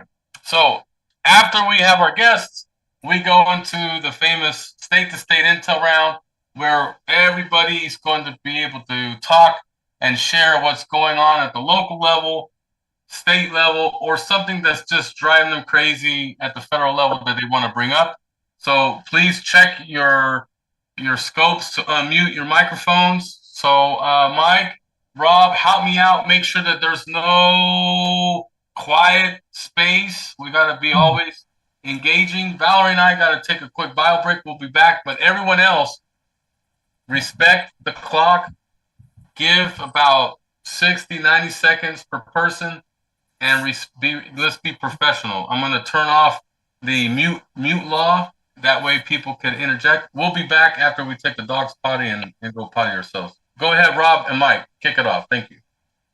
Okay. Well, first I want to say, Ashley, I'm glad your pollster was right. We won the 2 seats in Florida, the congressional seats, which means, which was a blessing because we now have 220 to 213. For the first time in recent memory, 2 Democrats died within 2 weeks of each other. One on March 5th and one on March 13th. The seat in Arizona where he died is going to be filled in September. The one in Texas, which is South Houston, the governor of Texas has not set an election date. So basically that gives us a 7-seat majority right now. There are also 7 other Democrats that are over 80 years old and 3 Republicans that are over 80 years old. So I would expect before the midterms, we're going to lose a couple of more people. Go ahead, Rob. Oh, that's a tough one to follow. I just hope all the Republicans can actually stay together. I've seen where we're starting to break ranks and voting haphazardly. Zoom tight, Aaron. Thank you. Yeah, we've got, there's been a lot going on across the world. Mainly that I've been following is the earthquake over in Malaysia. That was devastating. Did everybody watch videos on it? It showed one where 2 buildings were broken apart. Oh, I mean, it was amazing. The bridge was breaking in between the 2 buildings. It was a high rise, and the guy leapt over it at the last minute to be with his family. So, but that's it's been interesting this week. But hopefully, once they get the new members seated in Congress, they can actually get them beaten into place. I do believe that it may be time to get rid of Johnson as Speaker of the House. because he just doesn't seem to be able to pull them together. I don't know if they just lost a vote because of breakage in the Republican stands. So I think it's not so much Johnson. It's there's several people there that absolutely hate Trump, like Massey of Illinois. He will not vote for anything that Trump wants. It's absolutely despicable. I've always kind of liked Massey, to tell you the truth. You know, he was like, I believe he's an independent that ran as a Republican. So, but I just seen that Ron Paul also voted against one of the things that they wanted to have passed. Well, he's a senator. He has nothing to do with Congress. Well, yeah, okay. But, and I was hoping that we would have had the guy from last week, like John Stubbards, who was talking about the investigation into the California senator. What the heck was his name? I totally forget his name. God, the one I hate. But I've seen, Shifty Shift. They are. I do believe they are going to move ahead and actually start investigating them. So they probably should. Yeah, it wouldn't be hard to prove. So, but let's see. Aaron, you got anything for this week? Yeah, don't want to throw you on the spot, but I'm running out of things. I will say, you brought up the earthquake in Malaysia. That stuff always, as a pastor, gets to me and really, it really affects me. Now I will say, I do want to say this, Mike. You brought up people who don't do anything with Trump. They no matter what, they're going to vote against it. I'm gonna be honest. That is a natural human instinct for anybody who doesn't like somebody. I'm going through it at the church myself. And it is a constant battle.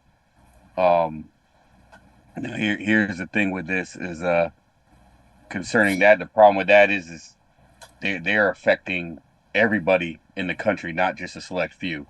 Right. And that is a big problem. They have to understand that their business, what they do, is not just affecting certain people. It is affecting everybody in this country. And when you play politics like from that grudge point, from that personal hateful standpoint, you lose. You just mess up things for so many people. And that is, that's the thing, is when you're in a position like that, you got to be able to look out and see what is the best for everybody, not just a select few, not just what you want. And the fact that we still this day have people doing that after what the country came together and did last November, that people are still acting like that, that just shows how petty people are. It is really sad that we have that many petty people in governmental seats. But let's be honest, people have been petty all through history. So that's it's sad that we have that. And I wish that the people who were underneath them, who voted them in, kept voting them in, would see that and respond in kind. But at the end of the day, all we can do is our part, and that's that's just the way it is. I do hope I have been looking, as you were, at the age of certain people coming out. Because I've been paying attention to that, because my state, South Carolina, they had Strong Thurr. I can't remember how many years he was in there, really long time, and I never agreed with that. And so those little guys who come in to stay and make it a life like that, it does when those seats come up, it's funny to see the scramble of everybody trying to get to them, and that's really what I want to wait to see, is to see what kind of push that people are going to have when those seats do come up. Because I do think you're right. We're going to have at least 3 more before midterms. What do you think, Amber? I don't know. I'm just waiting to see what's going to happen in Minnesota with all the stuff with Tim Walz. That's all I know. It's kind of crazy, and I think that our country needs a huge overhaul. I think that they need to start from the top and work its way completely down through our entire system, through all the prosecutors, through all the judges, through all the counties, through everything. But how do you do that? The problem, look at the judges. I Yep. mean, that judge that's coming against Trump, that one in Washington, he's the one that was slamming these J6 people. They walked into the Capitol, didn't do anything else, and they go into jail for 5 years because he just hates conservatives and he doesn't care. Well, then he should be held accountable, I feel. I think if agree. you go back to the Constitution and how it was and how it has been, and the fact that our country is completely falling apart if we don't start coming together. And for one time, we all came together, and now it seems like the Democrats want to just divide us all back out. They do, Amber. They want to stay divided because that's how they stay in power. That is an elitist point of view, and that's exactly what they want. People in Washington, people in the political power, they want the rest of us to stay fighting over stupid ideologies that really don't matter in this world, so that they can keep their power in their seats. That's why none of them will vote for term limits on anything like that, because it's all about how long they can keep that power and influence and money. Exactly. Now, with regard to the judges, some judges have been impeached. We know that, and I'm wondering, can we go forward and impeach any of these judges that are really not fulfilling the justice system as they should? And also, with regard to Wisconsin, if they were to redistrict, and I don't know when that would be, what the time frame or the timeline will be for that, can we use a Republican judge to stop it or interfere after they try to do that? Is it possible? I don't know. These are questions that we, really should be able to find out. And if the Republicans are, what can I say, strong enough or geared up enough to be able to do that. Well, first of all, Rosemary, you're not going to want to impeach because you need a 67 vote majority in the Senate to get the judge removed, and none of the Democrats are going to vote to do that. What you do instead is you form a task force between the criminal division of the IRS and the FBI. And then you start looking into their finances, and when you find out, like this judge who has a daughter that's making millions of dollars because of the liberal agenda, you get them on a corruption charge, and you charge them criminally. And once you start charging them criminally, they will stop the bullshit. That answers the question. But what about the Wisconsin, if they were to redistrict? And can they redistrict before the next, before 2030, when we have the, I don't know. Well, they have the Supreme Court, so they will have, you're not going to be, you have no way to win there with that, so that will be problematic. Well, can we stop that with the Republican judge, the way they've been doing it with the Democrat judges? No, they now control, the liberals control the Supreme Court, and the Supreme Court is the ultimate decision maker in Wisconsin. Yeah. Well, on that note, what about Roberts? There's been lots of stories come out recently where he's been associated with very liberal causes or groups that want to take control of the United States. Well, that's not the real story. Is he was with a 15-year-old girl on Epstein Island and they taped it. Well, wonder when we get to see that. Not that we want to see it, but that's how they control him. He needs to resign. That's what has to happen with Roberts. He needs to go. Yeah, I just hope that if you on that list need to go. Right? Is there any way that can be? Is any way that it could be publicized, or if the Republican Party could push him out? Yeah, if you get a copy of the tape. Yep. And who has that copy?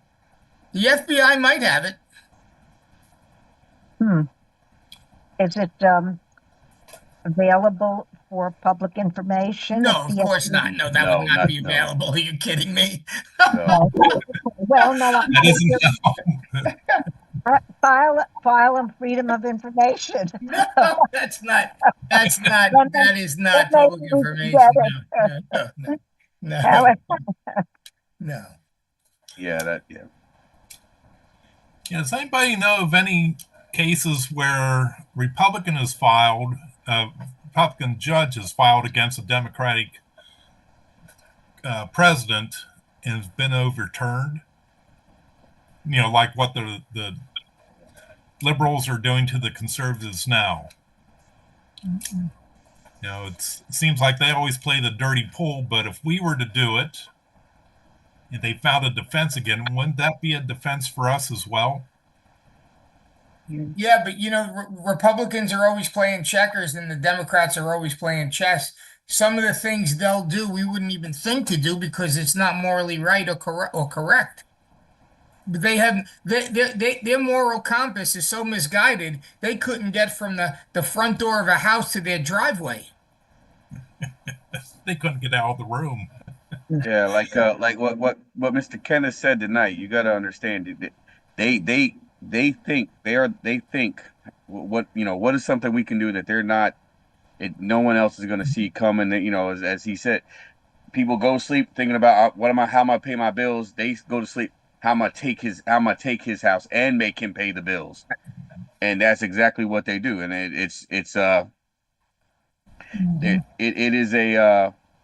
is not just a moral thing; it's a spiritual thing. And Right. and the fact is people in politics, people in Washington are so far down that road. As Mike said, the only way to do it is stop. You know, it's hard to see. Well, you got to start and stop and just work everybody out because government is necessary, but understand this is necessary evil. Yeah. I just was hoping that maybe our founding fathers could have fought against it, put up a few more traps to keep them equal, all three branches. That would have been nice. Well, Yes, Becky. Yeah, I think today, did I see somewhere that Fannie Willis got charged with a bunch of crimes by some Democrat judge?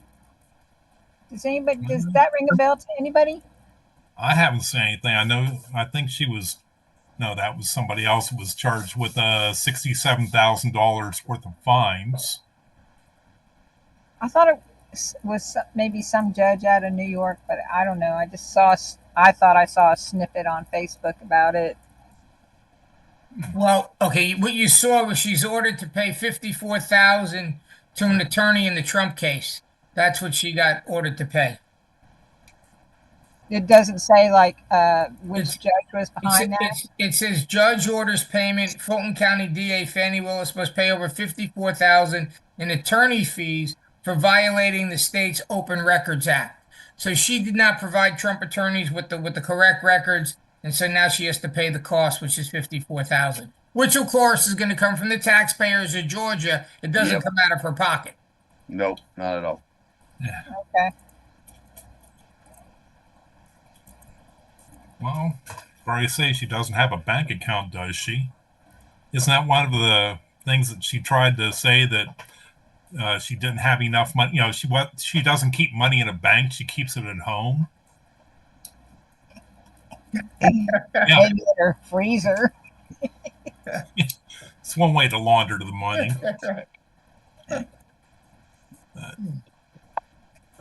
Okay, well, let me see. Do we have anything else that's went on?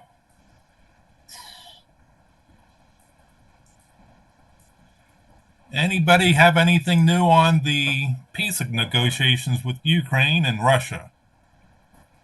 That's a good one. Yeah. Last I heard was what's his name, Lewinsky or whatever his name is, Zelensky, was saying that he was going to renege on, that he was going to renege on giving us those minerals. That's the last I heard. I do know that some Trump administrative people said that it looks like that the peace treaties are breaking down. Well, I think Putin wants those minerals now. I don't think he's going to get them either. So, Yeah, well, Russia has vast amounts of natural resources, the rare earth minerals and such. They really don't need them. So, What about the talks with Greenland? Anything going on there? Wasn't Trump supposed to have a meeting this week? well, Somebody. J.D. Vance went there with his wife, and they met, and they wanted to meet with some people. They went to the houses, but nobody would open the door for them. I don't know. I don't think Greenland is too pleased right now in wanting to be part of the United States, and Denmark certainly is opposed to it. So we've got a little problem there. yeah. Well, I think Denmark just wants, or the Greenland just wants to have autonomy from both the United States and Denmark, but there's not enough to really exist on their own. Yeah, that's what they indicated. You're correct. They indicated that. But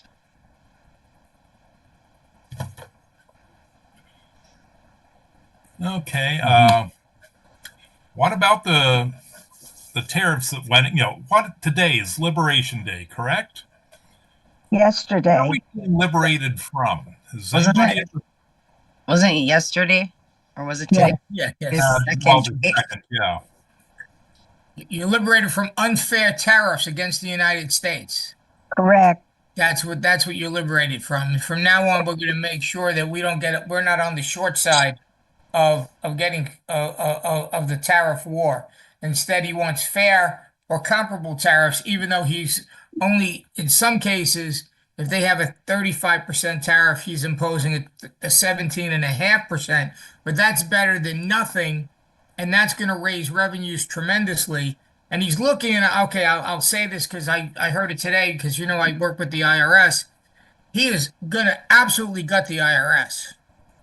I mean, they're expecting a lot of people laid off, which is, of course, terrible for me because that's how I make my living.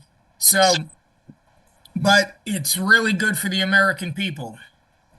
So, word of advice, and I tell people this all the time. I told them when I did the taxi, do not send in a tax return to the IRS telling them you owe them money. You either come up with the money first and ask for a refund, because when you do that, you lose legal rights, and people don't understand this.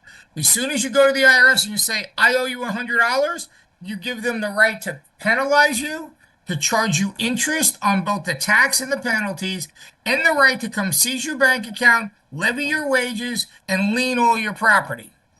So it's not a good idea. Not a good idea. Make sure you have proper withholding. Take some of your refund, move it forward to the next year if you have to, but never send in a tax return telling the IRS you owe the money. You will create an absolute nightmare for yourself that you do not want. What if your accountant does your taxes and sends in the money with the taxes that you owe? Well, then you just screwed yourself. Well, that's what happens to me every year. Well, I'll get you a new accountant. Well, it's too late now. I've got to get my taxes in. Okay? Because when you create that scenario for yourself, here's what people don't understand. The taxes are not due on April 15th. That's the filing deadline. Taxes are due on December 31st. The taxes are for the prior year. That means the government is entitled to interest from January 1st until the time you file. People don't realize that. So now you're sending your tax return. Oh, yeah, I paid you. Well, how about the interest? Because you were supposed to pay it in December. You didn't. Well, Mike, why don't they pay us based on the money that they keep? They do. They do. Interest is statutory. And if you notice, like if you get a refund like down the line and you get a check, it'll tell you the amount of interest they paid you. So, real quick, guys, I just want to chime in real fast to those that are watching the live stream, this is the Intel State to State. We're gonna go round robin around the room. Hopefully, Dr. Aaron Gray will get to talk a little bit. Megeso, a pillar leader, will get to talk a little bit. But before we get to that, I just wanted to ask some of the new people, like Amber in Minnesota. So, Amber, you're unmuted. What was your take tonight and your first experience here with us? Thank you. I loved it. It was extremely informational on learning about stuff that I did not know from before. And that's the biggest thing, is to gain information so that we can better equip our future generations and so forth, and gain control of our country now so that we have something for our future generations. I'm going to be a grandma soon, and I tell you, I'm terrified for my grandchildren right now. Yes, and we all should be worried of what's going to happen. That's for sure. Thank you for those good words. We do strive to be the best out there. Megeso, I gave a bunch of intel topics in the chat, but what's going on your side, and tell us how's the corruption pillar going. Thank you. Well, first of all, I wanted to ask Mike a question, because he said taxes are due in December. Then why do companies have to have your documents to you by the end of January? Because they need reporting time, right? The taxes are due in December, so you need 2 weeks for them to report, put all the information together, and send it out to people. So that kind of contradicts a little bit what you said before. If people The taxes are owe due in money, December. They have to report it, right? So let's say you work for me and you earn $30,000. I don't know what you made until December 31st is passed. right? Now I gotta go in and figure out the payroll, how much we paid you. I need a couple of weeks to get that done and mail it out to you so you'll know what to report. Right. So my taxes couldn't be done by December 31st then. No, of course not. Right. Because you don't know what you made until December 31st is over. I know, but you said if we owe money that the taxes will only be December 31st. You're supposed to pay-as-you-go system, Megeso. So here's what happens. I know. I'm just asking the question. Right. So every week you get a paycheck. That's when the taxes come out and get paid to the government. They don't get paid at the end of the year. They get paid every week, every 2 weeks, whenever you get paid. As you earn the money, that's when the taxes are supposed to be given over to the IRS. Okay. Thank you. Okay. As far as Hawaii goes and corruption, of course, I consider us the #1 corruption state, the center of human trafficking and drug trafficking. But I was recently involved in a Kauai County election, and today I'm writing a complaint against the Kauai Republican Party because of the shenanigans that took place in the elections here that violated bylaws, actually violated constitutional laws and other laws. And that's not true of all of Hawaii, because some of the islands I did see elected a lot of patriots, a lot of things moving in the right direction. But here in Kauai, and I think even the Brigadier General made notice of that whenever I guessed a while back, that we are the most corrupt. We're an island of about 80,000, over 100,000 during tourist season. And so per capita, we're in tough shape. That, along with our governor, recently a bill was defeated about vaccinating our children, all students in school, mandatory, and that bill was killed. Now they're reintroducing a similar bill. It's the same outcome, if you would, but disguised as something different when it's not. So here in deep state Hawaii, they finagle the system until they get what they want or just outright do it. So we're right on top of them, because we know that many eyes are on Hawaii right now. And so we just continue to put their feet to the fire, put the information that we can, get more receipts, because when you're fighting corruption, you need receipts. And a lot of people talk about, oh, this is going on, that person did this and this did that. Well, that's not good enough. We have to have receipts. and we have to prove our case. It's no different than what Trump is doing or any leader that's doing that's in the court system or under fire. We got to have the receipts. So we have a lot of receipts, and when the time is right, we then play our cards. Other things going on, I've been focused mostly on that. I know Lahaina is obviously still a big issue over in Maui. More things are coming out with direct energy weapons now again. And of course, the children that are still unaccounted for, that supposedly disintegrated, which is not an impossibility, but it's a next to impossibility not to have some trace left behind. So we keep moving forward with like the hierarchy of law, creators' intentions, natural law, and then again it goes into common law and fundamental law, and these are all laws that protect us as true children of God, and that's again what people have to realize. Now, when we make our stand, because we all have to make our stand with the evil that was pointed out not only today that we see every day between good and evil, that we first have to understand and believe in our own morals, values, and principles. And then we have to understand how to protect and understand how to protect those rights and to point out the things when they are wrong and not just stand behind and not say anything. And that's what the corruption pillar of corruption is all about, to bring it to people who are willing to take it to that next level and to investigate it further when people are